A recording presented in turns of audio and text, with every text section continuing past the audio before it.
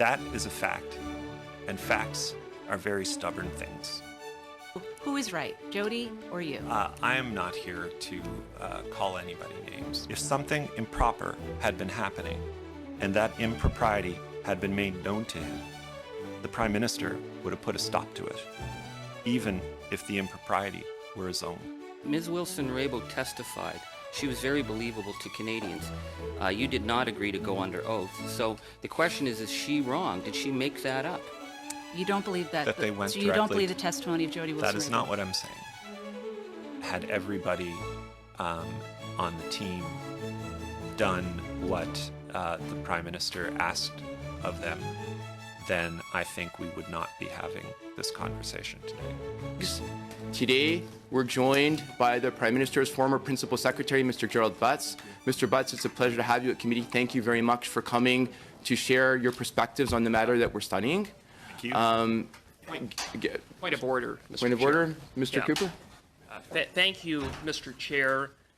Before we begin, given the severity of the claims that have been leveled against Mr. Butts by the former Attorney General, and given that this matter has been referred to the RCMP, or a request has been made for the RCMP to investigate, I believe that it is appropriate in the circumstances that Mr. Butts be sworn in pursuant to Section 10 sub 3 of the Parliament of Canada Act, so that he can answer questions under oath, and that if he fails to tell this committee the truth and provide the answers that Canadians deserve, that he would not only be liable to being found in contempt of Parliament, but that he would also be liable for criminal perjury charges. Now, I recognize that this is really in the hands of the Liberal majority on the committee, and I would implore my colleagues opposite to support this motion, do the right thing, and if Mr. Butts has really nothing to hide, then I think he'd be quite open to taking the oath. Okay, so, Mr. Clerk, will you do a recorded vote, please? And this is on Mr. Cooper's motion to swear the witness in. D'accord. Monsieur Boissonnault? No. Mr. Ehsassi? No. Mr. Fraser? No. Ms. Khalid? No. Mr. McKinnon? No. Mr. Barrett? Yes. Mr. Cooper? Yes? Ms. Raitt? Yes. Mr. Rankin? Yes. Yes pour 4, 4, et nays contre 5, 5. Merci, Monsieur de Creffier, dont le... Thank you, Clerk. This motion was defeated. I am not here to quarrel with the former Attorney General or to say a single negative word about her personally. What I am here to do is to give evidence that what happened last fall is in fact very different from the version of events you heard last week. It is based on direct communications with the former Attorney General and her staff, contemporaneous notes I took in meetings I attended personally, and debriefs from people who attended meetings I did not. I want to make 3 important points. First, everyone working on this file knew that the decision to direct the DPP to enter into negotiations toward a remediation agreement was the Attorney General's to make, and the Attorney General's alone. We also knew that that decision, whatever it was, would have a real impact on thousands of people, and we took our responsibility to these people seriously. Second, I will provide you with detailed evidence that the January cabinet shuffle had nothing whatsoever to do with SNC-Lavalin. Third, this is a story of 2 people who hold high office, the Prime Minister and the former Attorney General, both of whom did their jobs to the best of their abilities, as did their respective staff. However, a breakdown in the trust that held the relationship together occurred, and as the point person in PMO for the Attorney General, I take responsibility for that breakdown. The Prime Minister gave and maintained clear direction to the PMO and PCO on this file. That direction was to make sure the thousands of people whose jobs were, and it bears repeating, are at risk, were at the forefront of our minds at all times. If anything could be done to protect those innocent people, we were told to work with the professional public service to make sure that option would be given every due consideration. He told us to keep in mind at all times that the decision to direct the DPP rests with the Attorney General and the Attorney General alone. We implemented that direction faithfully and with integrity. I was personally involved in the file on only a few occasions, but it was principally my responsibility to ensure that the Prime Minister's direction was followed by PMO staff. I have no doubt that they did so to the highest standards. So it was and is the Attorney General's decision to make. It would, however, be Canadians' decision to live with. Specifically, the 9,000 plus people who could lose their jobs, as well as the many thousands more who work on the company's supply chain. The Prime Minister believed that this is a real and significant public policy challenge that deserves a robust and thoughtful response. At no time did the Prime Minister or anyone in the government direct or ask the Attorney General to negotiate a remediation agreement. The former Attorney General confirmed that last week to this committee. So what exactly was staff talking to the Minister about? We had a view, which was informed by Department of Justice advice, that it would be appropriate for her to seek independent advice from an eminent Canadian jurist or panel of jurists. We believe that this was appropriate, first, because the law empowering the Attorney General to use remediation agreements is new. Indeed, this was the first time that entering into a remediation agreement under the new regime was even possible. Second, we felt that outside advice was appropriate because of the extraordinary circumstances of a conviction. The fact that the company involved employs so many people across the country heightened the public importance of the matter. That was the entirety of our advice to the Attorney General, which we made clear she was free to accept or not. We also made clear that if the Attorney General accepted our proposal and took external advice, she was equally free to reject or accept that advice. It was not about second-guessing the decision. It was about ensuring that the Attorney General was making her decision with the absolute best evidence possible. Fresh in our minds was a recent Federal Court of Appeal decision that had found that the government had not concluded consultation sufficiently in connection with the TMX pipeline. That was the substance of the discussions that the PMO had with the Attorney General and the Attorney General's office. When you boil it all down, all we ever asked the Attorney General to do was to consider a second opinion. I am not a lawyer, but I have extensive experience in government. When 9,000 people's jobs are at stake, it is a public policy problem. It was our obligation to exhaustively consider options the law allows and to be forthright with people in explaining the Attorney General's decision, in order to be able to demonstrate that the decision was taken with great care and careful consideration of their livelihoods. We learned last week that the DPP made her decision not to pursue a remediation agreement on September the 4th, and that the Attorney General was out of the country until September the 12th. In that version of events, the Attorney General made the final decision after weighing all of the public interest matters and a new law involved in just 12 days. Imagine for a moment that on September the 16th, the day the former Attorney General told this committee the decision was made, firmly and finally, that she made a public announcement to inform Canadians of that decision. What would be the rationale? In fact, I learned for the first time while watching the former Attorney General's testimony that she had made a final decision on the 16th of September. My understanding is that nobody in the PMO or PCO knew that at that time either. In fact, it is not, to my knowledge, how the law works. My understanding, which was informed by the public service and lawyers in the PMO, is that the Attorney General's power to direct the DPP extends until the time a verdict is rendered. My further understanding is that the Attorney General is free to take advice on the decision up until that point and is obligated to bring fresh eyes to new evidence. I believe the former Attorney General confirmed this in her appearance here last week. The DPP considered the matter again itself in late September when new evidence was presented by the company, and the DPP made a fresh decision on October the 9th, 2018. It was in that spirit that Mathieu Bouchard and Elder Marquez had a discussion with the former Attorney General on November 22nd, 2018. They discussed a memo prepared by lawyers in the Department of Justice that described the option to seek counsel from an eminent jurist.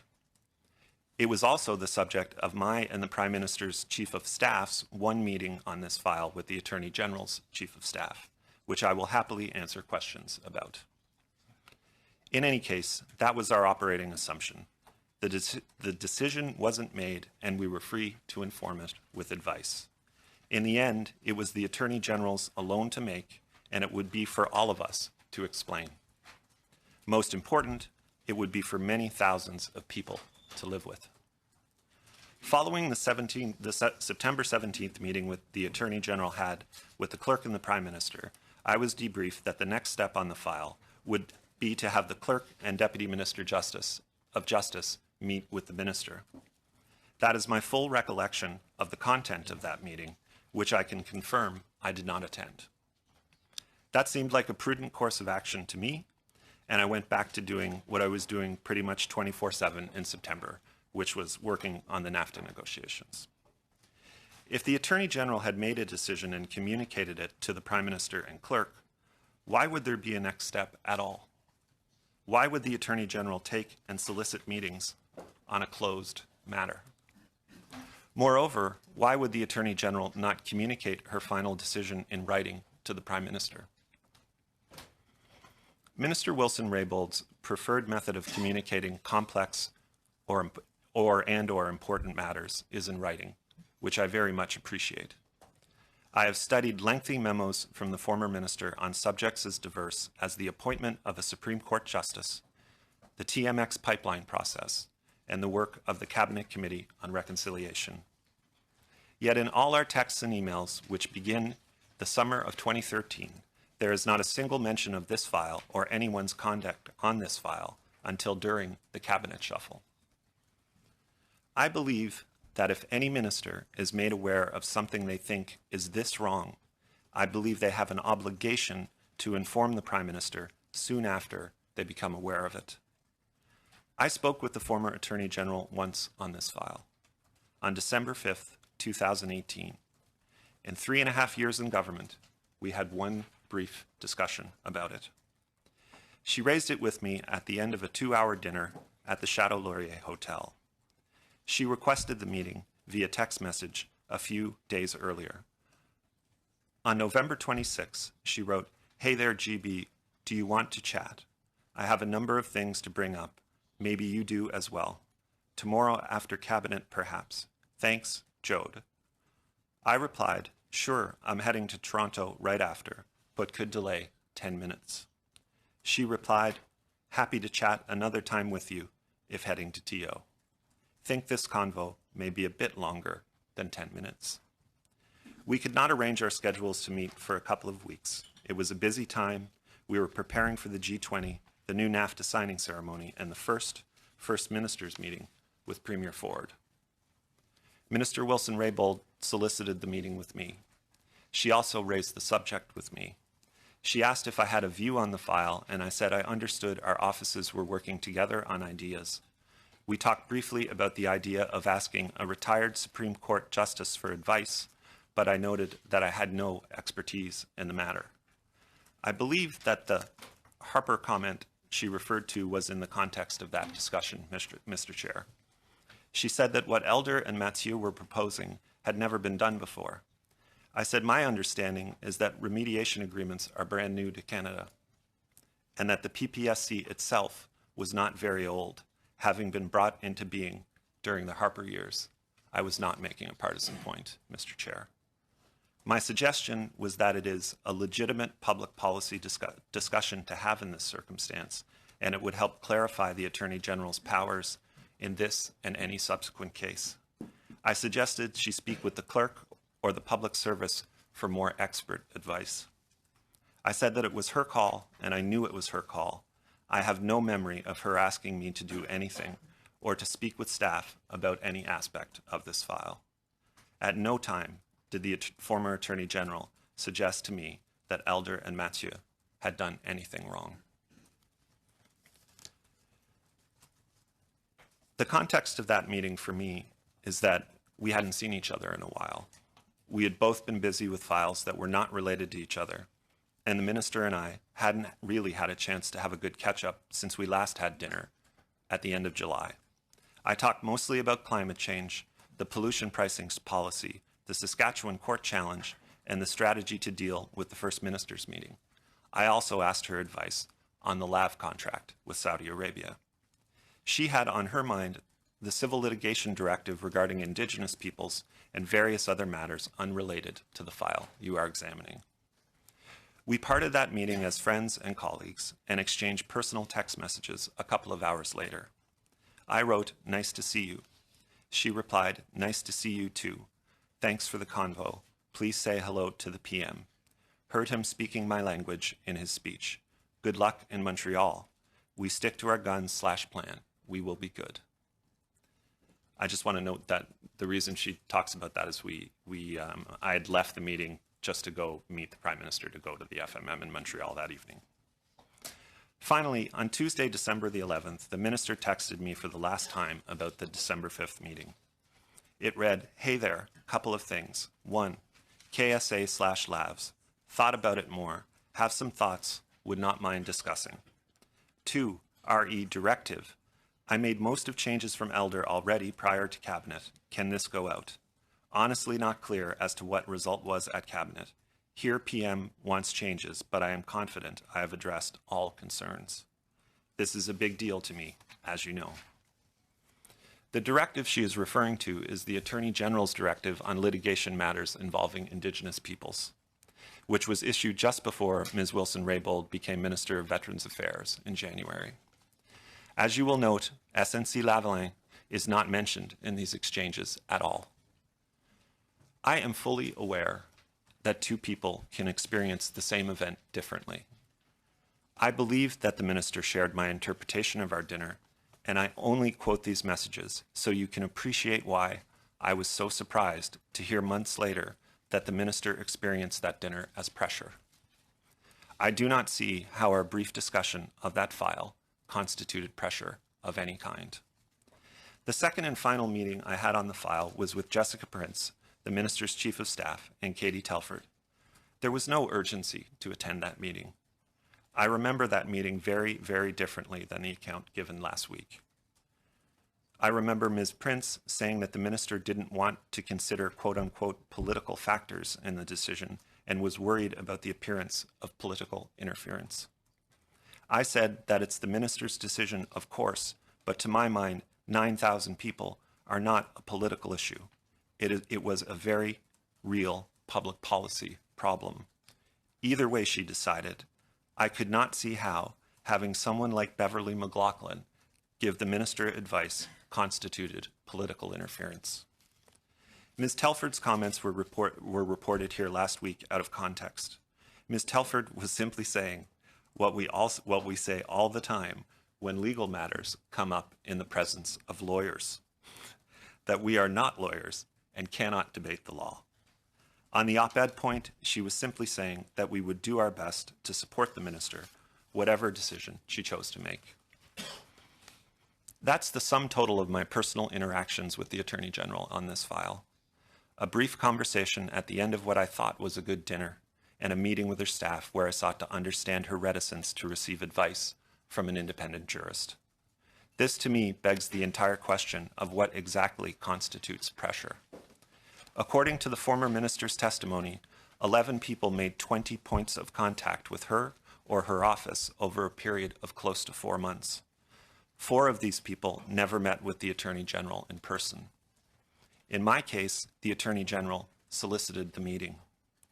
That's 2 meetings and 2 phone calls per month for the minister and her office on an issue that could cost a minimum of 9,000 jobs.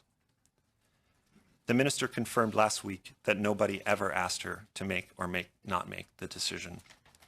You now know that the subject of those interactions was whether she would take independent, external, advice on the matter. Mr. Chair, we did what those 9,000 people would have every right to expect of their Prime Minister. The Attorney General could have written or spoken to the Prime Minister at any time during this process to say attempts to contact her office on the meeting were improper and they should cease immediately. The Minister could have told the people who raised it with her that they were close to or crossing a line. The Minister could have texted or emailed me at any time. However, the PMO's interactions with the Attorney General's office were only called into question by the Attorney General at the time of the cabinet shuffle. I'd like now to turn to my role in providing advice for that shuffle. The January cabinet shuffle had absolutely nothing to do with SNC-Lavalin.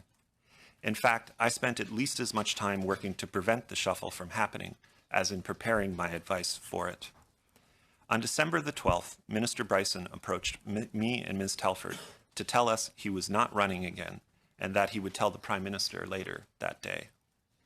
The Minister said he didn't have to leave Cabinet right away, but that he was going to tell his constituents 2 or 3 days later. We did all we could to dissuade him to take Christmas to think about it and at least give the Prime Minister a chance to talk him out of it. It would trigger a cabinet shuffle, and the Prime Minister was happy with the team he had. I immediately sought help from people who know Minister Bryson well to talk him out of it, at home in Nova Scotia and here in Ottawa. We spent the next couple of weeks trying to get him to stay. Not to give away political strategy in this forum, but my main political concern was our position in Nova Scotia. Mr. Casey had announced his retirement, and Mr. Fraser had told us he was thinking of not running again, but he had not yet announced. I knew that if the Prime Minister chose a minister from the class of 2015, Mr. Cuzner and Mr. Eiking could interpret that as a signal and perhaps not run again either. In short, in the span of a few months, we would go from holding all 11 seats in Nova Scotia with strong incumbents to having 5 of them open in the next election. Minister Bryson's departure would put us in a difficult position. Nobody is irreplaceable in government, but Minister Bryson was very important to our team. Neither the Prime Minister nor anyone around him wanted a cabinet shuffle to happen at all. Why is this all so important? If Minister Bryson had not resigned, Minister Wilson-Raybould would still be Minister of Justice today. That is a fact, and facts are very stubborn things. Cabinet selections are among the most difficult tasks for any First Minister. I've advised 2 First Ministers on 13 of them. They're all unique. In this case, the Prime Minister would have just a handful of days to factor in all of these complex considerations. And I can say to you with absolute certainty that SNC-Lavalin was not one of them. The Prime Minister directed us to think about options over the holidays, just in case. He told us he wanted to move the fewest number of people possible.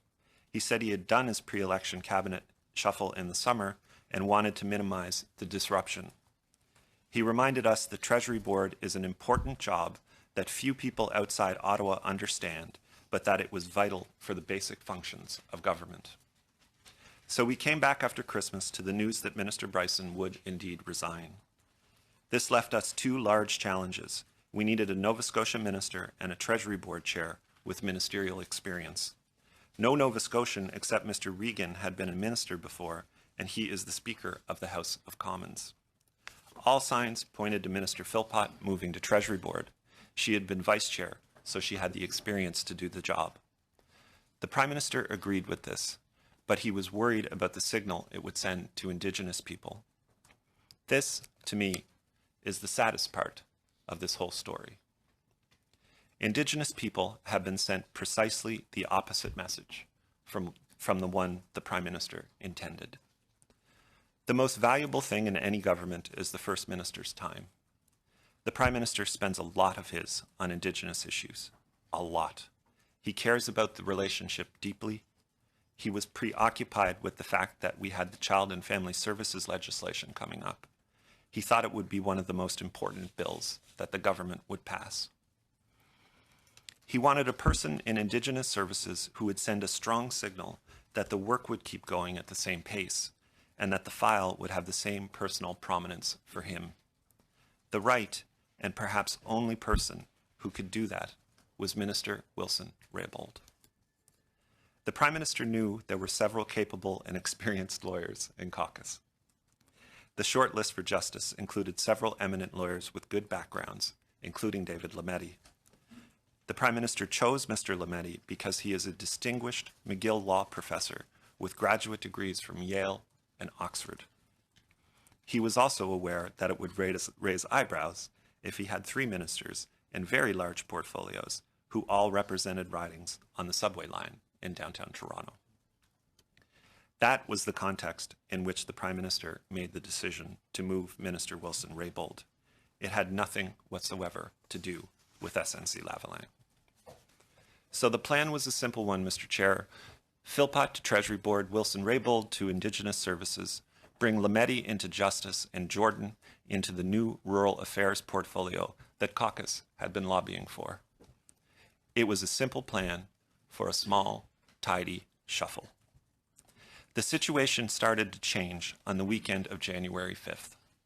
The Prime Minister spoke to Minister Philpott in person, one-on-one, in his office on Sunday the 6th. The Prime Minister debriefed us right afterward. He said Minister Philpott was excited by the challenge, especially the digital government aspects of her new file. She said Minister Wilson Raybould was an excellent choice for Indigenous Services, but worried she would see it as a demotion. Minister Philpott then told the Prime Minister that she worried that Minister Wilson Raybould might wonder if her move were connected to the DPA issue. That was the first time I ever heard anyone suggest that this cabinet shuffle was in any way related to the SNC-Lavalin file. The Prime Minister assured Minister Philpott that the shuffle had nothing to do with the file and asked her if she would help with the transition of her ministry to Minister Wilson Raybould. She said that she would. After that meeting, I spoke to the Prime Minister privately. He was surprised by what Minister Philpott had said. I said to him that he had to factor into his thinking the possibility that the assertion she had made would be made publicly, however far-fetched it seemed.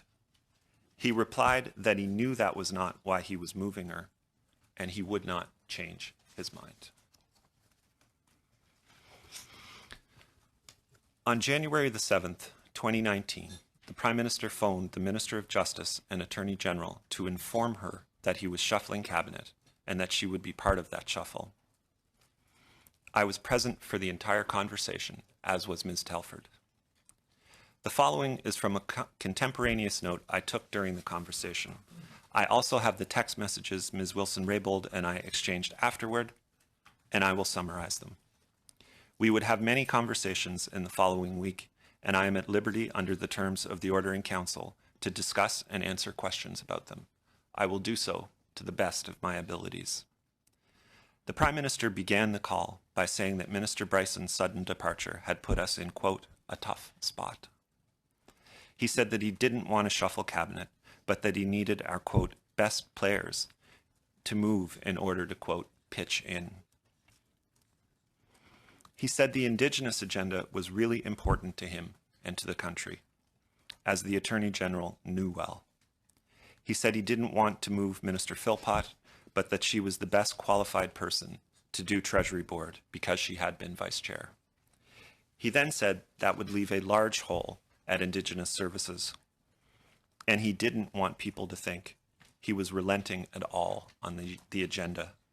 He said he knows how much she, quote, loves being Mojag, but that she was one of our top people, and moving her to Indigenous Services would, quote, show Canadians how seriously we take this.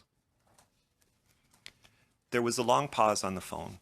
Minister Wilson Raybould said that she was, quote, a little bit shocked, unquote, because Mojag was, quote, her dream job.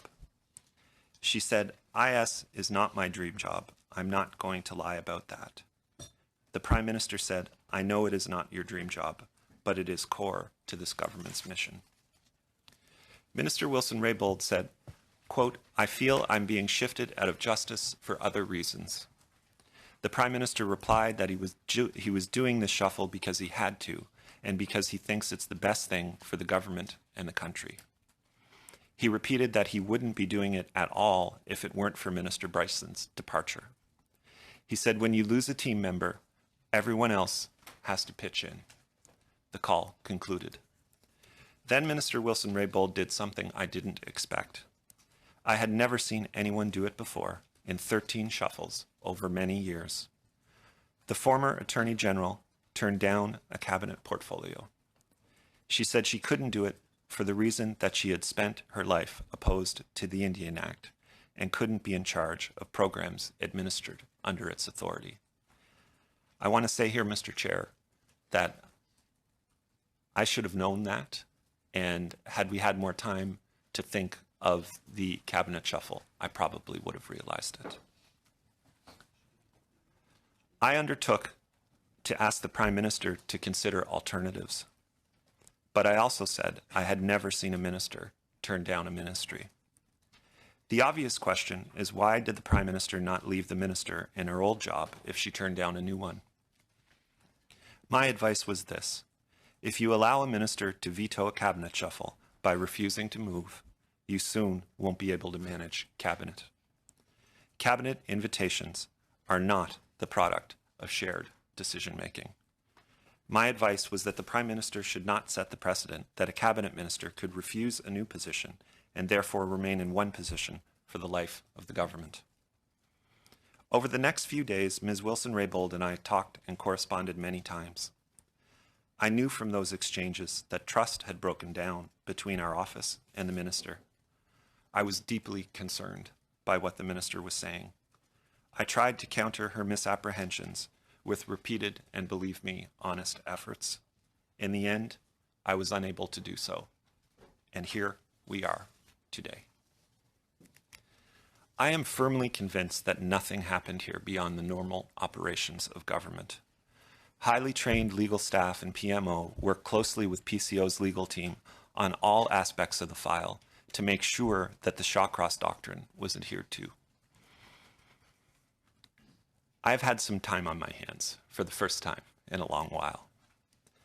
I've used that time to review all of my existing texts and emails with Ms. Wilson-Raybould since we met on October the 3rd, 2013.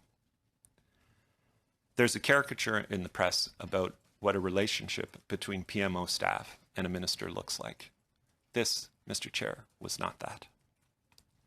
I came to trust Ms. Wilson-Raybould as a valued colleague and friend over the next 5.5 years. We had long, thoughtful, challenging discussions, both professional and personal. She and her husband, Tim, have had dinner at my house with my wife, Jody, and our children. To you, Chair, and to members of this committee, I want you to know this. I know it from long personal experience with the Prime Minister.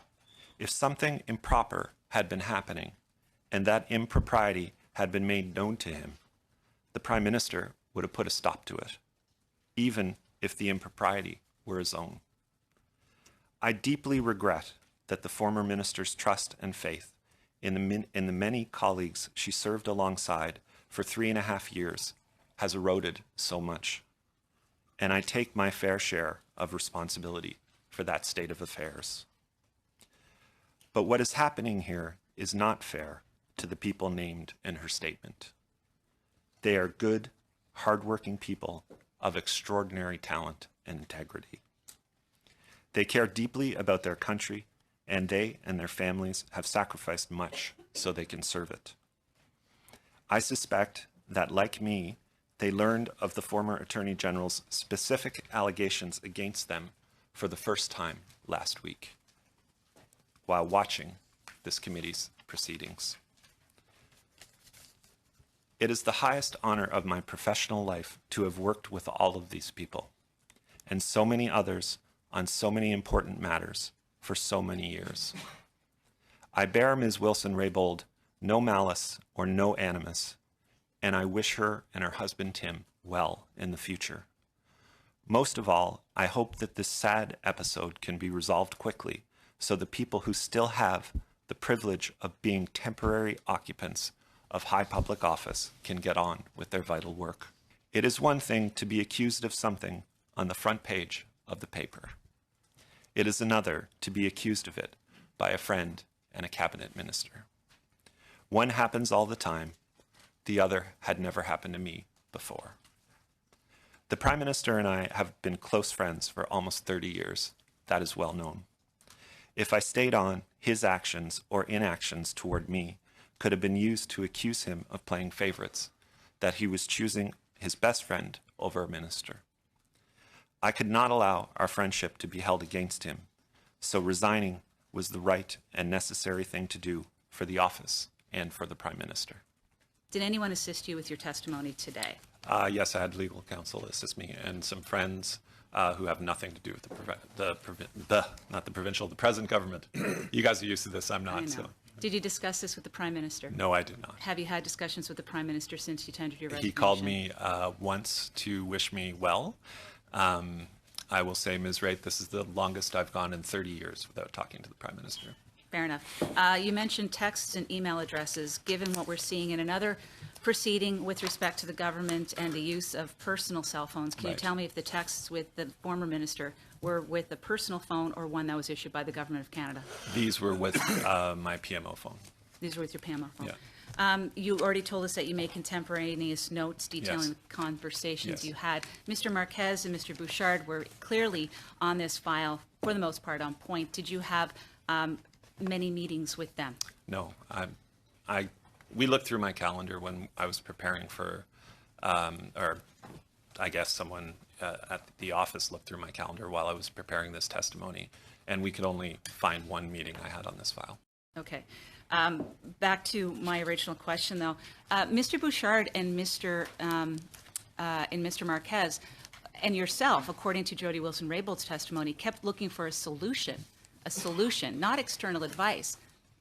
It would seem that you determined that there was a problem. Prime Minister determined there was a problem. You communicated with PMO that there was a solution that was needed. But you tell us today that you weren't looking for a solution or an action. You just wanted her to take another opinion. So who is right, Jody or you? I am not here to call anybody names, Ms. Raitt, but I really don't think I would have used that word. Okay. I really don't. I can't be 100% certain. And if there were any problem that I felt needed to be solved, it was to make sure that all due consideration was given in both options. That's all. And Okay, are you aware, Mr. Butts, that political considerations are not to be part of decision-making for the Attorney General? Absolutely. So why would the Prime Minister's office then condone several conversations, including the Prime Minister himself, bringing these elements into discussions with the Attorney General? Well, I think there's a gray area in what you think is a political consideration, but I think you're also alluding to conversations I wasn't part of. I certainly never made any comment of the sort. So the Prime Minister never told you, he mentioned... Thank you. The Prime Minister never told you that he had made a point that he was an MP in Quebec, and Mr. Marquez and Mr. Bouchard never told you, or Mr. Chin never told you that they told Ms. Wilson-Raybould it was about an election in Quebec, it was about winning votes in Quebec and concerns about votes in Quebec. No, they never mentioned that to you. No, honest to goodness, that's not true, Ms. Wright. And I... What's not true?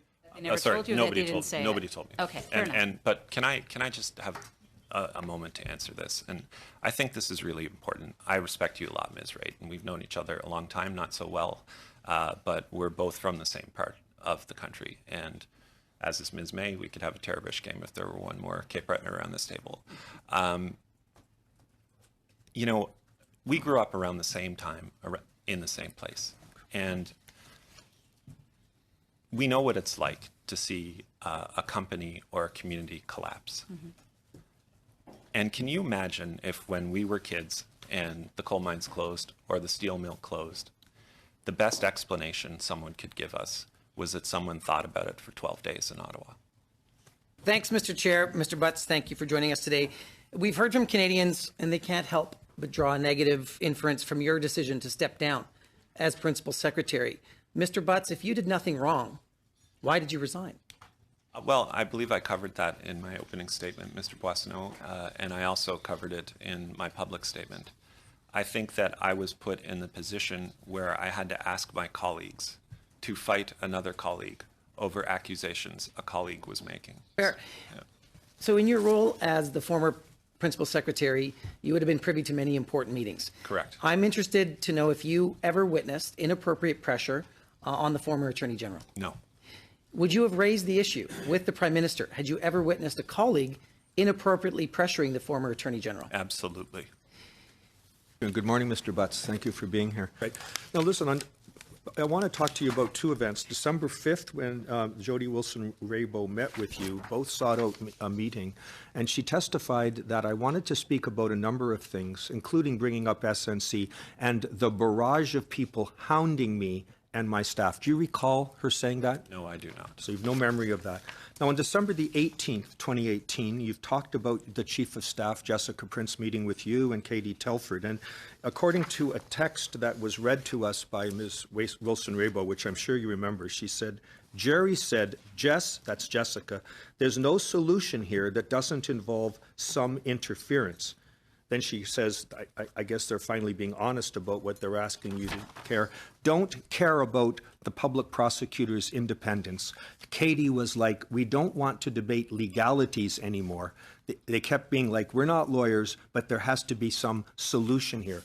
What solution could possibly exist if it did not involve inappropriate political interference? Well, I think I went through that in some detail in my opening remarks, Mr. Rankin. I have a very different recollection of that meeting. And I don't think I would have used the word solution because it's not one I would use in this context. But, you know, my basic point to Ms. Prince was that if getting advice from someone like Beverly McLaughlin constitutes political interference, then it must be your position that you can't have a conversation about this file. But if she rejected that, if that became clear at some point in time that her mind had been made up, would it not be reasonable for us to infer that that barrage of hounding, to use her words, was happening? Because she told people at the highest level of your office, she wanted them to back off. Her decision was made up. Whether that was a good decision or a bad one is really not for us to talk about. It's just the way in which that was communicated. Well, I would make a couple of points on that, Mr. Rankin, with respect. One is, I don't think it was possible for her to have her decision made. My sense, and as I was briefed by the professional public service at the time, was that she was obliged to bring fresh eyes every time new evidence arose. And was there any new evidence? What new evidence? We've never heard of any new evidence. There must have been, I'm not aware of any, but there must have been there must have been some reason for the DPP herself. So you would accept that if there were no new evidence, that it would be inappropriate to continue to push her, having demonstrated, as she had said so clearly by that point in time, that her decision as independent Attorney General had been made up? No, I would not accept that. I would ask professionals for advice on it if that were in dispute. Because you said, I think, in your testimony that up until the verdict, it's always appropriate to talk. That is my understanding of the law. All right. Yeah. As I was briefed. So my next point, Mr. Chair, is that the witness talked about a conversation with the Prime Minister concerning the removal of Ms. Wilson-Raybould from Cabinet. I point out to everyone that we don't have the ability. She refused to talk about that appropriately because the waiver that was given to her by the Governor and Council did not allow her to talk about it. So we only have one account of that very critical meeting.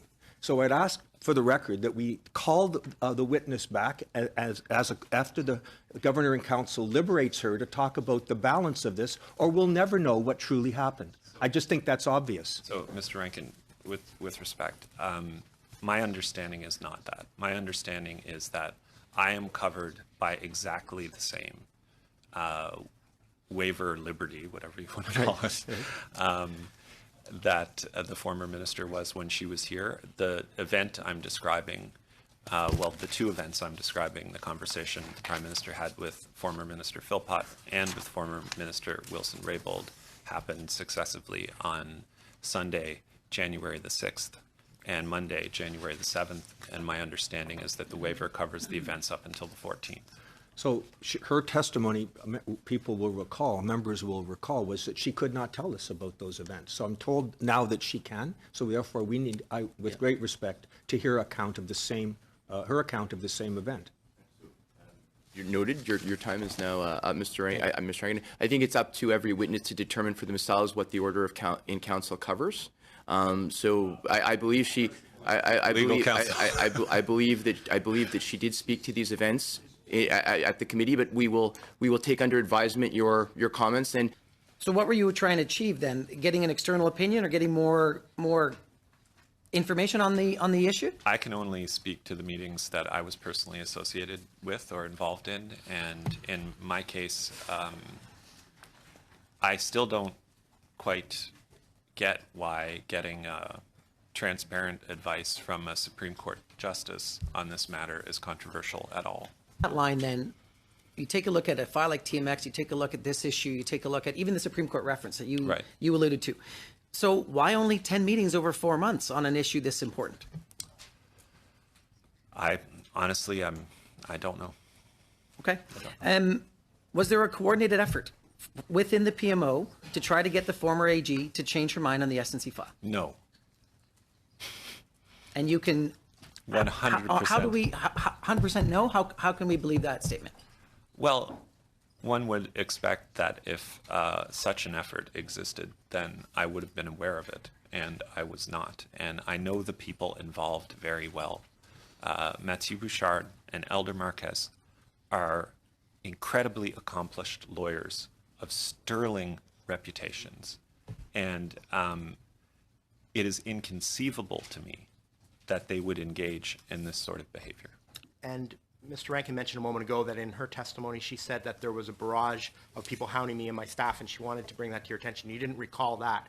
Do you recall her saying anything regarding anyone inappropriately pressuring her or feeling like she was not being treated fairly with regard to this matter? No, and I believe that I would have done something immediately about it. I was heading to the airport to meet the Prime Minister to go to the First Minister's meeting in Montreal, and I would have done something about it. Okay, and it was quoted that you had said that you disliked the law and we need a solution on SNC stuff, and you made comment about that, but that's not the way that you would have characterized that. No, and I appeal to the firsthand knowledge of the people who have worked with me over the years on very delicate, sensitive matters, including many of you around this table, and ask you whether or not that is in keeping with my character to do such a thing. Mr. Butts, you said that you reviewed your texts since you have resigned from PMO. How did you still have possession of your government phone? I acquired the ability to review my texts through my counsel.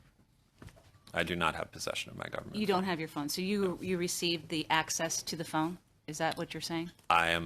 However, my legal counsel got the texts. That's how I got them, through my legal counsel. So they did a review of records and they produced the texts to you? I'm not sure what you're asking, Ms. Raitt. I'm asking how, if you gave up your phone when you left the PMO, that you still had access to the phone to produce the texts today. You said you didn't. You received it from your legal counsel. That's true. And I'm asking who then picked the texts that you were to receive and look at. You may recall there was a small story on the front page of the Globe and Mail about this a few weeks ago. And when that story ran, I said to myself, actually, it wasn't when the story ran, it was the next day when I got a very specific question from the Globe and Mail through the office directed at me about my meeting with Minister Wilson Raybould. I believe they were even specific enough to say at the Chateau Laurier Hotel, where my first instinct was to look at my phone and see if I remembered it as correctly as I thought I did. Okay, talking about the cabinet shuffle, your testimony is it wasn't about SNC-Lavalin. So why was the Deputy Minister of Justice told that why did the Deputy Minister of Justice say that the Prime Minister wanted to talk to the new Attorney General about SNC-Lavalin matter first thing? I have no idea. You'd have to ask the Deputy Minister of Justice that. Okay. Do you believe that SNC-Lavalin was entitled to a deferred prosecution agreement? No, absolutely not. I'm going to read you a part of the mandate letter. Did you draft the mandate letters for the No. for the ministers? Did you have a hand in drafting the mandate letters? I'm not sure. I think that's a subjective standard. I probably read Okay. them before they were sent, but I don't think I. Right. Yeah, Well, had a one heavy interesting hand in piece for me is that the Attorney General of Canada, you are the Chief Law Officer of the Crown, responsible for conducting all litigation for the federal government and for upholding the Constitution, the rule of law, and respect for the independence of the courts. That would seem to be the marching orders for the former Attorney General of Canada. I would agree with that. And yes. she was discharging her duty during this entire time. I believe so. I have no reason to believe she wasn't. Okay. You mentioned a minute ago, Mr. Butts, that Elder Marquez and Mr. Bouchard have a sterling reputation and they would not engage in certain matters of politics. Now, I want to take you through the chronology because what I find interesting is it was consistent how many times attempts were made to either get directly to the Director of Public Prosecutions, which is completely not acceptable. The only connection between the Director of Public Prosecution and the government is through the Attorney General. Would you agree with me on that? I would agree with that, yes. So when Ben Chin started negotiating on behalf of SNC-Lavalin, indicating what they were prepared to agree to, as one of the chiefs that report to you, do you find that to be acceptable? Sorry, could you repeat that? So Ben Chin, on September 6th, said that SNC's legal counsel was former Supreme Court Justice, and he also indicated that SNC was prepared to agree to certain things in order to get a deferred prosecution agreement. That's the testimony of Jody Wilson-Raybould. If he did that, is that acceptable behavior in your opinion? I'm not going to answer a conditional question like that because Well, I don't okay. know if he did it. So Mr. Bouchard and Mr. Marquez said on September 16th. But can I say something in response have a to your whole first? list of these guys, so you can say it. I can imagine you do. Okay. But about this idea that someone tried to directly interfere with the DPP, on February the 12th, my understanding, when making a public comment on another matter, which is the one I think you were alluding to earlier, which we should not discuss here, my understanding is the DPP said that there had been no political interference in that matter or in any other matter. Correct, but what I'm talking about, Mr. Butts, are the attempts to be political. And I'll bring you one more. Matthew Bouchard and Elder Marquez said, according to Jody Wilson-Raybould, that the individual Crown prosecutor wants to negotiate an agreement, but the director did not. How would members of your PMO staff have knowledge of what a single Crown prosecutor would know or not know about a DPA? I have no idea whether or not that is factually correct. Okay, as well, they indicated that the Deputy Minister of Justice thinks that she can get the Public Prosecution Service of Canada to say that we think we should get outside advice. So that's Prime Minister's office, Justice Minister, Justice Deputy Minister, going directly to the Director of Public Prosecutions. Would you agree that that's not acceptable? I don't believe that they did. You don't believe that? That they went so you don't directly believe to- the testimony of Jody Wilson-Raybould? That is not what I'm saying. Well, this is her testimony, and this is what I'm saying. On September 19th, both again raised the idea of an informal reach out this time to the Director of Public Prosecutions. How is that acceptable as an indication from the Prime Minister's office to suggest an informal reach out from either the Deputy, the AG, or even a member of the Deputy's staff? How is that acceptable when we know the line between Public Prosecution Service and the politics of this country is very clear? I agree. Can I answer it though, Mr. Chair? I wanted to let you know that that's Okay. the I agree that it's very clear, and I just want to go back to the substance of my evidence I'm providing here. I think that I don't think I know the people involved. I worked with them closely. I know the file a little bit. It just doesn't ring like something they would do on this or any other matter. With regard to Katie Telford, you were in the meeting and Katie Telford had indicated about arranging op-eds. And I know you touched on it earlier, but can you expand a little bit on exactly your understanding of that comment that was made? Yeah, it was, you know, it's not a it's not a sophisticated tool in politics to ask your supporters to support you, right? And it's a common practice. It's probably been around as long as there have been op-eds, that whatever position the government is taking or an opposition party is taking, they seek out supporters in the free press. I'll continue? Yeah. Okay. Mr. Butts, did you know that on September 17th, Jody Wilson-Raybould indicated that she instructed her staff to ensure they had a very detailed chronology of all meetings and conversations about the SNC-Lavalin and deferred prosecution agreements because she was worried about what was going to be happening in the coming months? Were you aware of that? I was not aware of that, no. Well, she did, which I found interesting.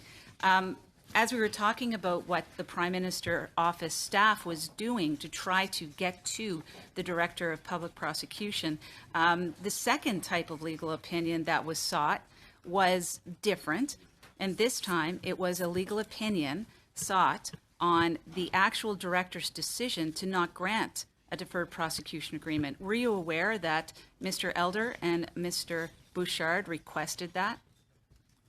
I'm not even sure I know what that means, Ms. Raitt, to be honest. It Okay, sounds, you are a lawyer, correct? I am. I am not. These are important issues, Mr. Butts, and because you're testifying here that you are the link between the Prime Minister and the Prime Minister's office, and yet the Prime Minister's staff was clearly over the line of appropriateness. That's testimony from Jody Wilson-Raybould, and that's my assumption based upon the fact that she put forward. So at the end of the day, you are responsible for these matters, and your responsibility flows up to the Prime Minister. That is correct. I'm also testifying that if anyone crossed a line, it is the responsibility of the minister to inform somebody about that. And I'm presenting myself as the most likely person that would have been informed, and I was not. So in her testimony, when she indicated that she brought it up with you and said it was inappropriate, your testimony is you don't recall it that way. My testimony is that I recall a very different conversation, yes. And that she did not tell you that it was inappropriate for people to continuously ask her about her decision after she had made it? Well, I think whether or not she made it is the subject of some debate. Well, let's go back to that. How often? I will say that if a minister, any minister, especially the Attorney General, spoke to me and said that a member of my staff or any other staff were pressuring them in an inappropriate way on any matter, I would have spoken to that staff. So let's go back to the Section 13 memo that was written for the Attorney General. For background, when the Director of Public Prosecution determines there's a matter of public interest that she needs to inform the Attorney General, she writes a memo that is only for the Attorney General's eyes personally, does not go to anybody else. And she lines out exactly why she's taken the decision and why it is important. How often did you receive in the Prime Minister's office written instruction from the Attorney General on what she had did or did not do on a Section or Article 13 request from the Director of Public Prosecutions? I'm not aware of any. Never. So why would you testify that you thought that she should have provided written commentary or written notice to the Prime Minister's office? I didn't say she should have provided written commentary on I think you did in your testimony, a Section 13 Mr. Butts. order. I did not. What I said was that if she had made her mind up on a matter, she did not have to disclose the content of the order. She could have simply informed us that her mind was made up and that any attempt to open the subject with her was inappropriate. And I think that a fair evaluation of the events of the fall suggests that that was not the case, that further meetings were welcomed and solicited, and advice was also welcome. So your testimony is that on the occasion that the Director of Public Prosecution sends a note to the Attorney General indicating a matter of public interest, that the Attorney General has the obligation to inform the Prime Minister's office of a decision she took, because that's exactly what you just told us. No, that's not exactly what I just told you. What I told you was that if her mind were made up on the matter, she need not disclose anything about the content of the order. And my understanding is that that would be inappropriate if she did. But if there were ongoing discussions which she is welcoming, the minister is welcoming, and in some cases soliciting, that it is inconsistent with the supposition that her mind is made up. And it is also inconsistent with our understanding of the law and the way we were briefed on how the law operates, because no verdict had been rendered in the case, and it was possible that new information could come to light. And in fact, not only was it possible, it happened in the case in this case, when the DPP rendered a fresh judgment on October the 9th. So Your time on questioning is expired. Do you want to move the motion now? We have a copy by email, but I don't know if there's a copy that members could get. Did anybody write it down on a paper or anything that members could get distributed? No, but you can read. We'll read it into the record. Well, it's not that long. Maybe people can do it without a written document. Ms. Raitt, go ahead. I don't have it in front of me right now. So Ms. Raitt, would you like me to read what you have? Would you read it for me? That would be excellent. So, yes. So what we have from Ms. Raitt, colleagues, is that the witness produce all communications, texts, emails, written notes between himself and the former Attorney General Jody Wilson-Raybould, Matthew Bouchard, Elder Marquez, Katie Telford, David Lametti, Jessica Prince, Ben Chin, Bill Morneau, and Justin Trudeau. Is that correct, Ms. Raitt, as to be your motion? I'm going to take your word on it. Yes, it sounds right. It's all the players. So yes. may I just make a comment as chair? That in itself would be beyond the scope of what we're doing. I think you mean to add in at the end the words related to the prosecution of SNC-Lavalin. Because that would be the terms of okay. So then it would be receivable. I just also want to clarify with the witness. I believe before when Mr. Fraser asked if the witness could produce certain texts, I believe there was a reason that the witness said wanted to advance that he couldn't, which is that he's no longer part of government and he doesn't own these texts, and it's not up to him to he can't produce them. Is that correct, Mr. Butts? That is correct. They are not under my control. So I think that the words that the witness produces probably also then no longer the right words that the committee asked for perhaps might be the right words. I leave it to you, Ms. Raitt. Well, the witness is indicating that he can't produce them on his own, but his counsel can certainly ask for it if he wants to. But if you think it's more, look, we want to get to a result at the end of this. And the result is we'd like to have copies of those items, since the witness came forward and indicated he had these items. It would be very helpful to see these items. So if I'm in your hands, if you think it's easier for us to go ahead and ask for it in a different way than through the witness, then that would be fine. Let me check with the clerk. Yep. Just can read.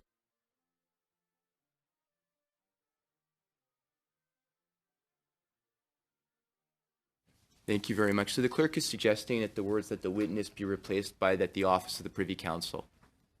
That sounds great. Thank you. Thank you very much. So then I judge the motion receivable, and then debate. I have Mr. Boissonnault, but Ms. Raitt, do you have anything further to say before I pass it to Mr. Boissonnault? On the top, I just want to make sure that we're not just capturing only the texts that may come from the government-issued phone, but if there are any texts on personal phones that those, or personal email accounts, that those are captured as well, which is not a PCO function. It's a function of the witness. In the measure that the government can have access to these communications. The clerk suggests that to the measure the government could have access to these communications would be the right wording, but I mean, or alternatively, that we simply call for the production and we don't ask anybody specifically to produce them. That would be fine. I think we all understand the concept, and we'll get to the right words in the event that concept is accepted. I think that's basic there, that we're asking, that the motion is to ask for the production of these text, emails, communications related to SNC-Lavalin between the people mentioned, regardless of whether the device was government or personal. Yes, thank you. Thank you. Sorry, so Ms. Raitt, did you wish to speak to your motion, or do you want me to pass it to the next person? We can pass to the next person. I think it's evident and clear why we'd like to have paper copies of what's been disclosed. Thank you very much. Mr. Boissonnault. Mr. Chair, I think we... Can I say one thing to Ms. Raitt, which may be helpful, Mr. Chair? Of course, Mr. Butts. What I can tell you is that all of the information that I have at my disposal about that involve direct correspondence with the former minister about that December 5th meeting, I read entirely into the record. There's not something that I have not. Actually, that's not true. There is one thing, and it's a small personal thing, and it is that Ms. Wilson-Raybould was going to meet someone after our dinner, and she disclosed that to me, and I'm not sure it's appropriate for me to do that, to say. Okay, but the entirety of the text that I have about the December 5th meeting with Minister Wilson-Raybould are quoted in my long statement. Thank you. Thank you. So back to Mr. Boissonnault on the motion. So, Mr. Chair, based on what Mr. Butts has just said, and based on where we ended up in the testimony with Ms. Raybould, I will be voting against Ms. Raitt's motion. Mr. Butts has indicated that he has read the text into the record, and I think that is appropriate for the purposes of this study. Okay. Further discussion? I'll just request a recording. Certainly, Mr. Barrett. So is there any other, but before we do that, I just want to make sure that there's nobody else that has their hand up. I just want to say something. So the intent and purpose of ensuring that we capture any texts, emails between the witness and the Prime Minister's office staff is because I'm going through right now a chronology where two members of the PMO, according to Jody Wilson-Raybould, were very inappropriate in the way in which they approached her office as the Attorney General. And the witness has indicated that he has no knowledge of it, but that he believes in their sterling reputation, that they would not engage. He is their boss. I would like to see whether or not there are any texts associated with them reporting to him or him giving them direction. I think that is an absolutely reasonable request to be made. Thank you very much, Ms. Raitt. Any other intervention? Not seeing any. Mr. Barrett has requested a recorded vote. Mr. Barrett? I'm sorry, Mr. Barrett. Mr. Clerk? If I may Yep. I request you to clarify with the committee there is an invitation today? It's in. This motion is in order, I believe, for production. It is not an invitation to produce, right? And Ms. Raitt, I'll look to you, but I believe that what you intend is that these be produced. Okay. So everybody understands this would be in order to produce these various documents between the individuals listed related to the SNC-Lavalin prosecution. Again, and Mr. Barrett has requested a recorded vote. I'm going to the clerk. Merci, Monsieur le Président. Alors, Monsieur Boisson. Thank you, Chair. Mr. Ehsassi. No. Mr. Fraser. No. Ms. Khalid. No. Mr. McKinnon. No. Mr. Barrett. Yes. Mr. Cooper. Yes. Ms. Raitt. Yes. And Mr. Rankin. Yes. In favor 4, en défaveur 5. Okay. Donc la proposition est défaite. But So the motion was defeated. It's been put forward to us by the evidence of Ms. Wilson-Raybould is a concerted campaign of interference in the independence of the Public Prosecution Service by your office. That's the question before us. So her testimony provides us a picture. We have Mr. Marquez and Mr. Bouchard wanting an informal reach out to the prosecutor to go around her. She said that that would be political interference. Ben Chin says it's about the Quebec election, which would be a completely inappropriate thing for someone from your office to say. Bill Morneau, after being lobbied, pushed her and she told him to back off. The clerk of the Privy Council had numerous conversations, one of which she said she was threatened 3 times, including where he said, you don't want to be on the wrong side of this Prime Minister. The Prime Minister said, according to her testimony, that he wanted action because he was the MP for Papineau. Katie Telford, according to Ms. Wilson-Raybould, said she wasn't interested in legalities, and she has you on the record as saying, I don't like the law, it's a Harper law, and then further, that we don't get through this without intervention. So how do you then tell us this was he said, she said, and not a concerted campaign that you were involved in to intervene and override the decisions being taken by the Attorney General of Canada? Well, excuse me, I think I detailed the reasons why I don't think that was the case. I was present in the office for that time period described, and no, absolutely no effort to intervene in the independence of the justice system. But you occurred. said But, to I'll Just Prince that we don't get through this without interference. No, I did not say that, and I So explained are it. you saying then that Ms. Wilson-Raybould testified? She was very believable to Canadians. You did not agree to go under oath. So the question is she wrong? Did she make that up? I think I explained at length, Mr. Angus, what I think happened. No, but I'm not getting an answer here. You may have explained it, I am but not I don't gonna- I'm not- understand. Because, Mr. Angus, with as you respect- say, with respect, with I'm- respect, she Mr. either Angus- lied or she Angus, didn't. please let the witness finish. Sorry, Please let him just finish the answer, and then we'll come back to you. Finish the answer, Mr. Butts. Mr. Angus, It's about her credibility. it is about what happened, Okay, and there are different perspectives on what happened. I see.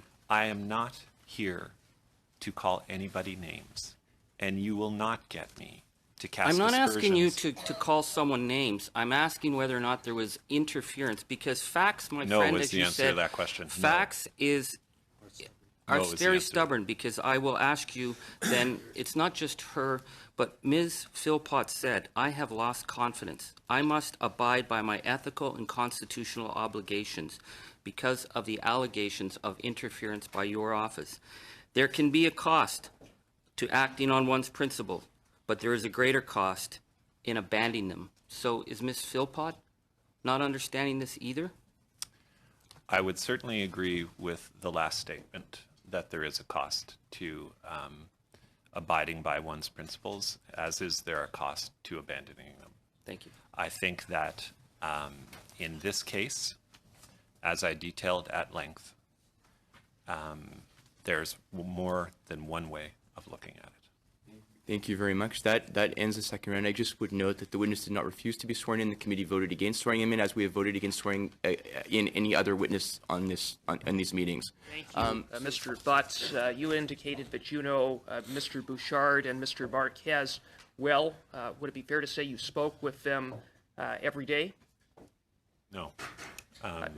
You Well, I would say 4 of the weeks in question here that you're examining, I was in Washington.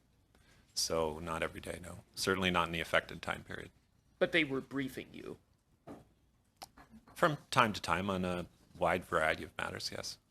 And so you would have been aware of their activities on the file in general terms? In general, yes. I mean, Okay.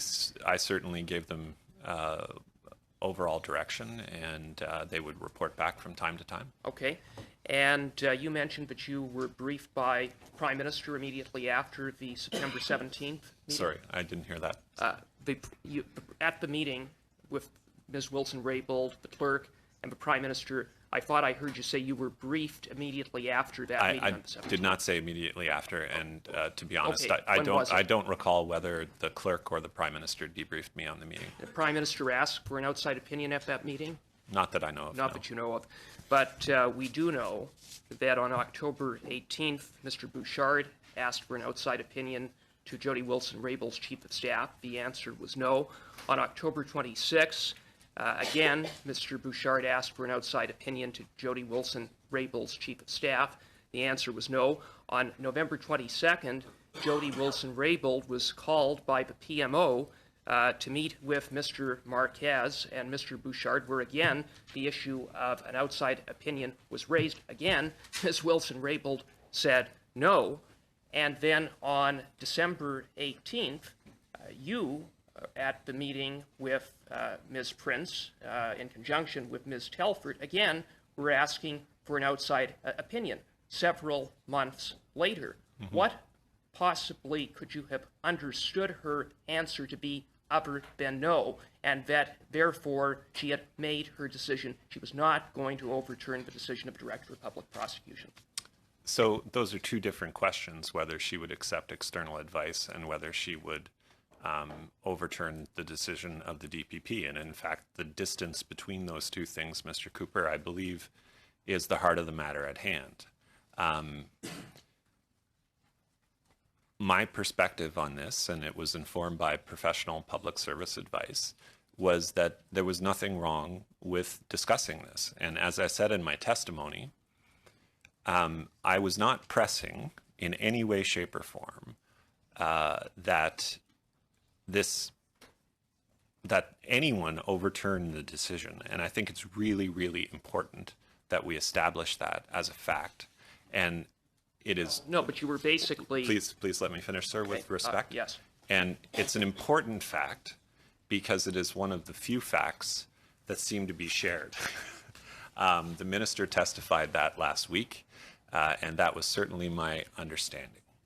What I said in my statement about the meeting with Ms. Prince was that I sought to understand the minister's reticence on that file, on the concept of receiving independent advice, and made the case for doing so as a matter of sound public policy. In other words, there was not a respect for her judgment to review the facts and review the law in the exercise of her prosecutorial discretion to overturn a decision that had already been made by the DPP, having regard for the facts and having regard for the law. Do you just note that's last question? I'll let the witness respond. Sure, and I'm happy to respond, Mr. Chair. And I should have said this more vividly at the outset, but I appreciate the opportunity to come here and speak with colleagues. I think it's an important matter you're discussing, and I hope that the evidence that I've provided can aid in your deliberations.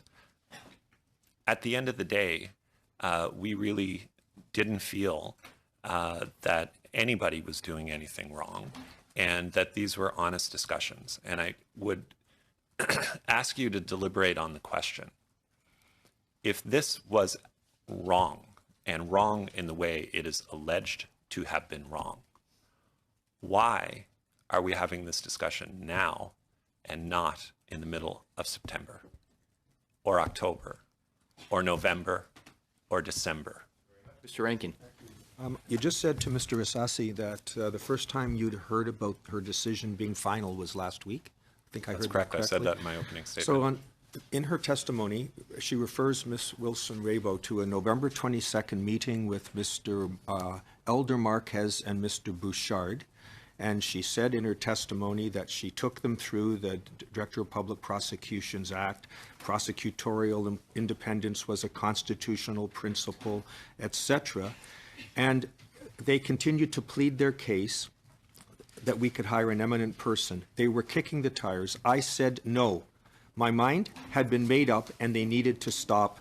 Enough. So to your, I gather that Elder Marquez and Mr. Bouchard work for you? They work for the Prime Minister. For the Prime Minister's office, of which you are the director? And yes, myself. Their report is to you, and so they knew, at least, it seems, if her account is to be believed. She said, I'll briefly pause about my state of mind. Final decision had been made, and so forth. In my view, the communications and efforts to change my mind on this matter should have stopped. Various officials also urged me to take partisan political considerations into account, which was clearly improper for me to do so. We either have a system based on the rule of law, the independence of the prosecutorial functions, and respect for those charged to use their discretion and powers in a particular way, or we do not. So she said very clearly to your staff that this was to be the final decision. Mr. Butts, what we're here to do, this is to determine whether a line was crossed, whether there was independent, whether the line we must preserve between an independent Attorney General's function and appropriate considerations of relevant public policy factors was crossed. It seems clear from her testimony that subjectively she felt inappropriate pressure. Whether that's true or false or right or wrong, there's no doubt that's how she subjectively felt. But objectively, given all of the interventions, all the times she said no, the fact that there was no new evidence to be brought forward, the hounding that she claimed existed, how can we but conclude that that line was crossed? Well, I think that 20 points of contact over 4 months is not a lot of contact, Mr. Rankin. And I think that if she felt at the time that the line had been crossed, then she should have been, she had lots of opportunities at her disposal to make that clear and put it on the record. So telling it to your senior officials wasn't enough. It had to be someone else she had to go to. I'm not going to comment on what happened in a meeting I wasn't present for, Mr. Right. Rankin, So but I do believe, as I said in my statement, that if something this wrong had happened, that she had an obligation to at least inform the Prime Minister in writing. Yes, I believe that to be true. Mr. Angus will use the rest of our time. Thank you. I just want to follow up on what my colleague started, because on September 21st, she stated that this decision was no longer hers because the issue had been filed in court. It was no longer possible. You tell us you just became aware that her mind was made up last week. I find that surprising. November 22nd, the PM asked Mr. Bouchard to meet. She told him they needed to stop, and yet you're just now aware of this. December 5th, she says that she met with you at the Chateau Laurier and that Jerry took over the conversation and said, we need a solution. He said, I needed to find a solution. That's where she said that you didn't like the law because it was a Harper law. Then December 7th, she receives a letter from the PM and says that this is before the court. Then December 18th, there's an urgent meeting where they said, you said there was no solution that does not involve interference, and Katie Telford says, I don't want to debate legalities. And then December 19th, Mr. Wernick pressured her to speak to the prosecutor, and she said at that point she was waiting for the other shoe to drop, and the other shoe did drop. She was let go, and she's asked you when she was being let go whether or not this had to do with SNC, and you had asked her if this was questioning the integrity of the Prime Minister. How is it possible that you could run an office with that many people pressuring the Attorney General, and now you're surprised and didn't know what was all going on around you? How can you be credible to us when Ms. Wilson-Raybould gave us such clear, consistent testimony of a pattern of interference in an independent prosecution? That is not my testimony. My testimony is that, as I said at the outset, I have a very different version of events. And I will say, I am not going to cast aspersions on a former colleague. I think that I tried to explain. But just in all fairness, I just want this on the record. But I have a right to ask because Mr. Mangus, your preamble was a minute and a half. I'm just going to let the witness finish the answer. Mr. Angus. Did she tell the truth? Yes or no? That is the question. Not whether you're trying to be mean to her. That is not the question.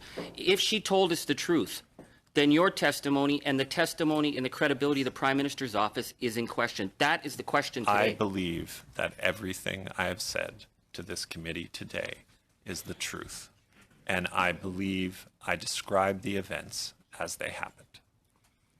Thank you for that. Now, we heard from Ms. Wilson-Raybould during her testimony that she first received a notice from DPP regarding SNC on September 4th while in Australia, that she returned to Canada 8 days later on September 12th, and that by September 16th, she had made up her mind. Mm-hmm. In your opinion, would that have provided her enough time to do her due diligence, to consult with various departments? Well, I think I covered that in my testimony, Mr. Ehsassi. I think it's a challenging explanation for the people whose jobs were at stake. Absolutely. And you were explaining it to us today that your understanding is that when the public prosecutor is considering a particular file, that any time new evidence comes to light, that there should be a consideration of the matter, that one has to look at it with fresh eyes? That's correct. That's my understanding. It's also my understanding that it's not possible to come to a final decision until the court process plays out and a verdict is rendered. So are you concerned that she made her final decision before she actually consulted with the Prime Minister? I think I have a lot of concerns about this, but I'm not sure I would agree with that characterization. I just think that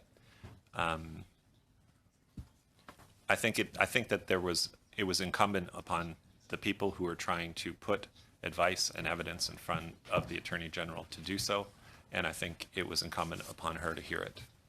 Do you have any regrets as to how this issue was handled? Well, I like to look forward in life, Mr. Ehsassi, but I also we're all human. We all make mistakes all the time. And part of improving your professional life and your personal relationships is to examine the mistakes. On this case, I've looked at it really closely over the last couple of weeks, and I firmly believe that nothing inappropriate occurred here, and nothing inappropriate was alleged to have occurred until after the cabinet shuffle. Yeah, I mean, more broadly, there are other issues, but there are probably places and times and forums for that. And in your opening statement, you mentioned you corresponded with Ms. Wilson-Raybould regularly. You expressed deep concern by what the minister was saying during some of those. You mean post-cabinet shuffle? Yeah. Yes, correct. You've expressed concern about that. Can you share with us today what the minister said and how that led you to determine there was a breakdown in communications? Yeah, I think that part of her characterization of those conversations, and there were at least 4 or 5 of them, and they were long and they were personal, and they were they reflected 2 people trying to deal with a very difficult issue. There was a point where the minister asked me directly if her departure from the Ministry of Justice and Attorney General had anything whatsoever to do with the SNC-Lavalin matter, and I said no. And I did say, I asked her in a surprised tone whether she was questioning the integrity of the Prime Minister. It wasn't an accusation. It wasn't a threat. It was genuine surprise that someone that I had spent so much time with and that the Prime Minister had spent so much time with could interpret the request being the move in such a dark light. Thanks. And I'm going to disclose that I'm friends with the witness, and I would be okay with the first name basis. So it's okay with you, Chair. It is. I am surprised that in your evidence you don't make reference to 2 people that I think played a very big role in this drama, the clerk of the Privy Council and the lawyer for SNC-Lavalin. So I'm going to ask how it is that you don't seem to recognize that the heaviest intimidation of our former Attorney General came from one-on-one meetings with the clerk of Privy Council September 19th, and that with that following phone call December 19th, and I will let you know, I completely believe every word we heard from Jody Wilson-Raybould without a doubt. So how is it that your evidence doesn't make reference to his actions, and did you know that he was going to phone her at home on December 19th and make veiled threats? No, I'm aware that the clerk and the Deputy Minister of Justice are appearing later, so I know you'll have an opportunity to speak to them directly, but I will say about the clerk of the Privy Council, whom I've gotten to know fairly well over the past 3.5 years, that I find the accusations leveled against him completely inconsistent with his character. He has made enormous family and personal sacrifices to continue to serve the people of Canada. And I just can't imagine a circumstance where Michael Wernick would do the things he is alleged to have done. I find that even less credible given the fact that I am alleged to have done things I know I didn't do. Well, I would only say, Jerry, that I still think that your evidence can be consistent with Jody Wilson-Raybould's, the extent that you were massively distracted by other events, out of town for 4 weeks, and could have forgotten things. But I don't find contradictions to the extent of he said, she said. But I'll move on to Frank Iacobucci, who is described in the one-on-one meeting that the former Attorney General had with the clerk as not a shrinking violet. Now, in the same period of time where there's a lot of pressure from SNC-Lavalin, Mr. Iacobucci, of course, is a distinguished former Supreme Court judge, was retained by the Prime Minister's office to handle the Indigenous consultations on the Kinder Morgan matter. Did that lead to you having conversations with SNC-Lavalin's lawyer on the subject of these threats that they might leave the country? No, I've never had a conversation with Justice Iacobucci on SNC-Lavalin. Can I ask then, did you seek independent evidence of any evidence that there was a threat to jobs? This is all riding on the threat to jobs, but based on the 2018 audited financial statements of SNC-Lavalin, they currently have $15 billion in back orders. Mm-hmm. They have a very secure financial situation with gross revenues of $10 billion. Is there any evidence that jobs were actually at stake by letting this go through the courts and letting the independent Director of Public Prosecutions do her job and the Attorney General also do her job? Well, that's too bad. That's my understanding from Department of Finance briefings, but I have to say it's been a long time, and yeah, I can't recall anything specific. Monsieur Plamondon, I did check, and it was true that your question at our last meeting was the first CCF question at a committee meeting in 60 years of the Canadian Parliament, so it was quite historic. Mr. Weir? So thanks for all the light that you've shed on the cabinet shuffle in January. With the benefit of hindsight, do you think that it was a mistake to move Ms. Wilson-Raybould? I don't like to do retrospective recharacterizations of events. I think that the government was put in a very difficult position, and I think in particular the Prime Minister was put in a very difficult decision. I think that there was no malice toward anybody, and there certainly wasn't personal malice toward anybody. The Prime Minister made, I think, a well-informed decision about the cabinet shuffle, and had everybody on the team done what the Prime Minister asked of them, then I think we would not be having this conversation today. I could ask everyone to take their seats again. Mr. Rankin has a motion. Mr. Rankin. Well, thank you, Chair. And my motion's simple. I have three reasons in justification for it I'd also like to make. But first of all, the motion I'll read goes like this: that the Justice Committee recall the Honourable Jody Wilson-Raybould to testify at her earliest convenience. I have three reasons in support of that, Mr. Chair. First of all, that the Liberals voted down our efforts to obtain access to relevant emails and documents earlier today. The second reason is because she interpreted, correctly or incorrectly, the order in Council allowing her to testify to not allow her to testify to events after her removal as Attorney General on January 14th, 2018. And the third and perhaps most important reason for my motion to recall her is that there's a stark contradiction in testimony that all Canadians can appreciate today. It was said that facts are stubborn things. Well, for the record, I believe Jody Wilson-Raybould, and I think we do need to get to the bottom of this for Canadians. So for those three reasons, I think it's imperative that we go on the record now and invite her back at her earliest convenience. Thank you very much, Mr. Rankin. Colleagues, who else wishes to speak to this? Mr. Fraser? Mr. Raitt? Yep.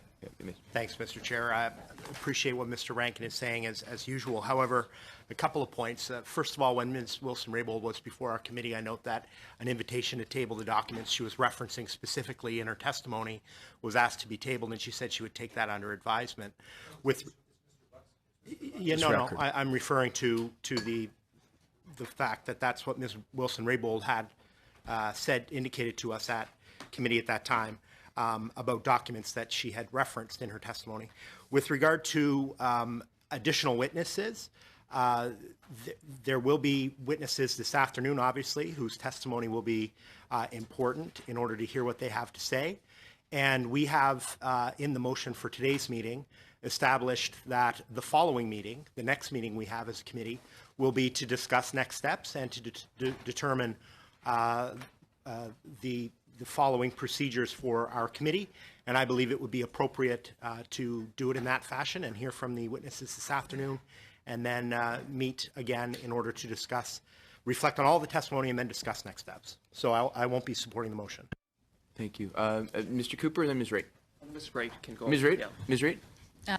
Mr. Chair, I'm going to support the motion, and I'm going to tell you why. I'm very troubled by Mr. Butts' testimony in response to questions about whether or not PMO staff had taken actions that Jody Wilson-Raybould had indicated to us that they had taken. His blanket denial, and not a denial, he said, I can't imagine any of the players, Mr. Marquez or Mr. Bouchard or the clerk, Mr. Wernick, would do these things. I find highly improbable. If that is the case, then what he is saying is that Jody Wilson-Raybould did not tell this committee the truth, and she needs to be cross-examined on that fact. If the testimony of this witness is that that is incorrect, then we need to bring her back and ensure that we have the right facts for Canadian public. Because at this point, we don't. We have two opposing stories that's dependent upon the credibility, and I'm going to keep my mind open, and I'd like to hear back from her, because this witness was very clear that he couldn't imagine, given the character of the individuals, that they would ever do the actions, serious actions, that Jody Wilson-Raybould has accused them of. Well, thank you, Mr. Chair, and I would really just reiterate the point that in light of Mr. Butts' testimony on several points, there is a direct contradiction with testimony of Ms. Wilson-Raybould. And I have to say that I was a little bit struck that in some instances Mr. Butts had a very detailed recollection of events, and then on other matters he seemed to be rather fuzzy. It seemed to me to be a little bit selective, but it seems to me to be nearly impossible that Mr. Butts could not recall the fact that, according to Jody Wilson-Raybould on December 5th, she said, quote, towards the end of our meeting, which was in the Chateau Laurier, I raised how I needed everybody to stop talking to me about SNC as I made up my mind and the engagements were inappropriate, unquote. Mr. Butts said that he was briefed by, he couldn't recall if it was the Prime Minister or the Clerk of the Privy Council, but in any event, he was briefed on after the September 17th meeting, in which Jody Wilson-Raybould testified before our committee, quote, I was quite taken aback. My response, and I vividly remember this as well, was to ask the Prime Minister a direct question while looking him in the eye. I asked, are you politically interfering with my role, my decision as Attorney General? I would strongly advise against it, unquote. Again, it's a little bit difficult to imagine that if that in fact had happened, that Mr. Butts wouldn't have been brought, that issue would not have been brought to Mr. Butts' attention. So I think out of fairness and in the name of getting to the truth, whatever that truth is, I think it is absolutely essential that Ms. Wilson-Raybould be able to come back and address those issues and be cross-examined, as well as to speak to the matters that she clearly and repeatedly has said are relevant, namely during the time that she was removed as the Attorney General but remained as the Minister of Veterans Affairs, including communications that she had leading up to her being removed, the communications that she had immediately following her removal, and her presentation to Cabinet following her resignation from Cabinet. Thank you very much. Mr. Rankin? Just to, I want to say to Mr. Fraser in particular, I appreciate the intervention. The purpose of our usual rule to deal with witnesses in camera is because we don't want Canadians to see who we've chosen, A over B, that could be embarrassing and so forth. That's the purpose, I understand, for our usual practice. There's no such purpose required to be met here. Here we have a situation where Canadians had 4.5 hours of testimony from someone, and we simply want her to come back. So I see no impropriety in having us make a decision today in those circumstances. So I would ask that the motion be voted upon. Absolutely. I just want to make sure that there's nobody else that wants to speak. Sure. Ms. May? If Committee, do we have do we agree that Ms. May can speak? I would Okay. just say this, Mr. Chair, and thanks for the latitude from my colleagues around the table. If I were able to vote on this, I would ask that Jody Wilson-Raybould come back to respond to the evidence from Mr. Butts. Thank you very much, Ms. May. So we'll have a vote on the motion from Mr. Rankin. So Mr. Clerk. Monsieur Boissonnault? No. Mr. Ehsassi? Mr. Ehsassi? No. Mr. Fraser? Ms. Khalid? No. Mr. McKinnon? No. Mr. Barrett? Yes, in the interest of justice. Mr. Cooper? Yes. Ms. Raitt? Yes. And Mr. Rankin? Yes. Yeas pour, 4-4, nays contre, 5-5. Okay, so the motion is defeated. Colleagues, I would remind everybody that we have another meeting at 2 o'clock, which I'm sure many of you have to prepare Point of for. order. Oh, sorry, Ms. Raitt. Mr. Chair, I'm just curious. Can you remind me how it is that the clerk, the Privy Council, and the Deputy Minister of Justice are coming back to refute Jody Wilson-Raybould's testimony for a second time? However, did they ask us for it? Did we vote on? Can you remind us exactly how they ended up on the afternoon schedule as a second go-around? Because it would be great context for Canadians to understand exactly why Jody Wilson-Raybould isn't allowed to come back. Certainly, Ms. Raitt, I'd be happy to. There was a motion to the committee that said following the testimony of Jody Wilson-Raybould, the committee would meet to consider next steps. At a meeting of the committee that followed that, the committee agreed to call Mr. Wernick, Ms. Drouin, and Mr. Butts to come testify. And as part of that same motion, they said that after those testimonies were over, they would meet to consider next steps. And that's where we are now. Thank you very much.